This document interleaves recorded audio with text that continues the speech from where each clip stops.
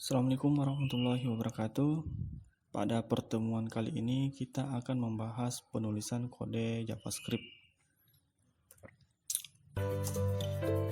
Oke, membuat JavaScript pertama, silahkan kalian buka text editornya, terserah menggunakan text editor apapun, mau pakai Notepad, Notepad++, Sublime Text, mau pakai Visual Studio Code, mau pakai Atom, terserah ya mau pakai text editor yang mana.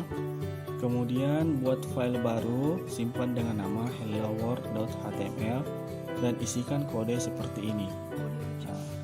Jadi formatnya masih .html ya, bukan .js. Jadi silahkan kalian kerjakan ini untuk mencoba pertama kali menuliskan kode JavaScript-nya. Oke, setelah menuliskan kode ini, kemudian kita masuk selanjutnya.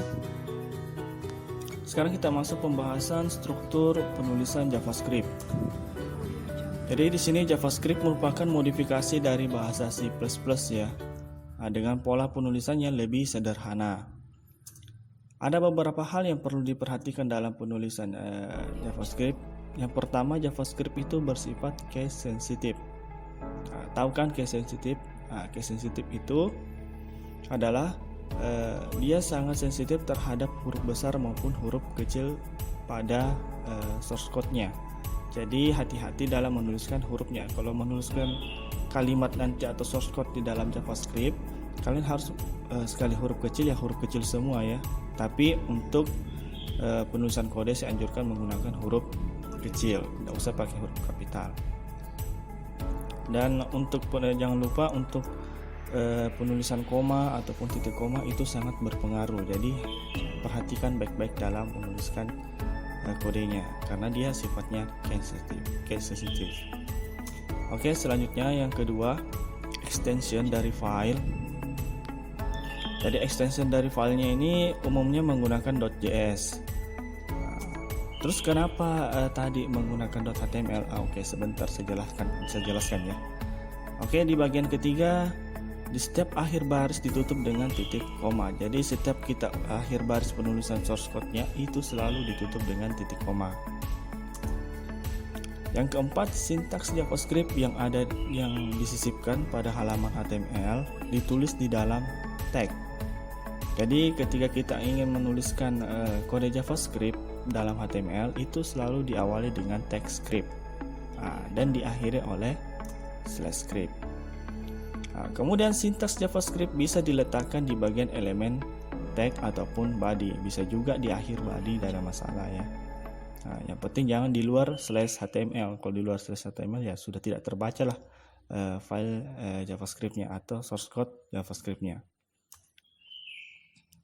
Kemudian di bagian keenam,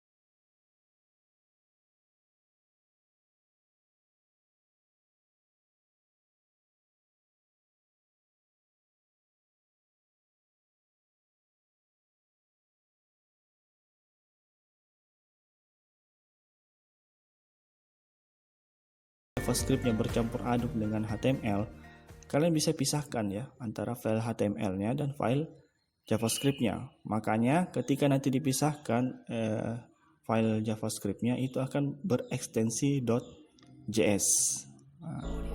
Jadi contohnya seperti ini. Jadi ketika kita misalnya di file JS kita ingin memerintahkan sesuatu, misalnya alert kode JavaScript dari file eksternal, ya ini perintahnya. Kemudian ketika kita ingin memanggil file JS tersebut di HTML, kita bisa menggunakan cara seperti ini. Kita gunakan TypeScript dengan atributnya src atau search, ya, mencari lokasi filenya nanti. Nah, setelah kita cari lokasi filenya di mana, kita tuliskan nama filenya. Misalnya contohnya file js.js, ya. Itu kalau ini berlaku kalau dia berada pada satu folder. Kalau tidak berada pada satu folder, kalian harus menggunakan slash, baru nama foldernya, baru nama filenya, ya. Nah, ini biasanya orang keliru, ya, para programmer pemula biasanya keliru. Nah, kok tidak bisa ya terbuka file JS saya, padahal disimpan pada folder yang lainnya. Oke, selanjutnya penulisan JavaScript selanjutnya yang ketiga adalah atribut event.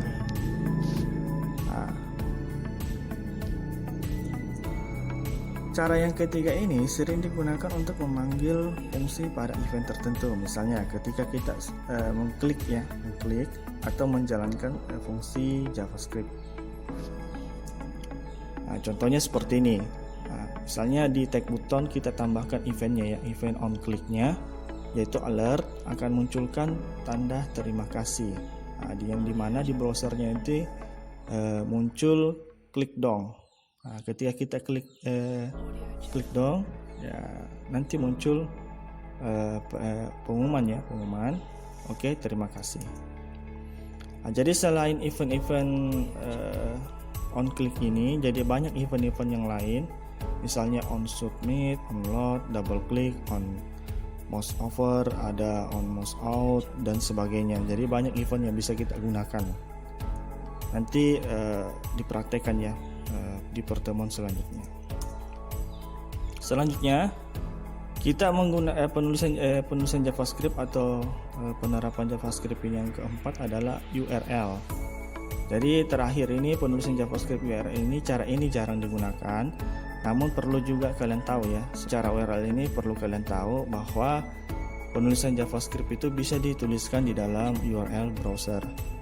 Jadi selanjutnya untuk cara URL kita bisa menggunakan cara lain, yang dimana cara lainnya itu adalah kita menuliskan menggunakan tag A, yang dimana atributnya ref.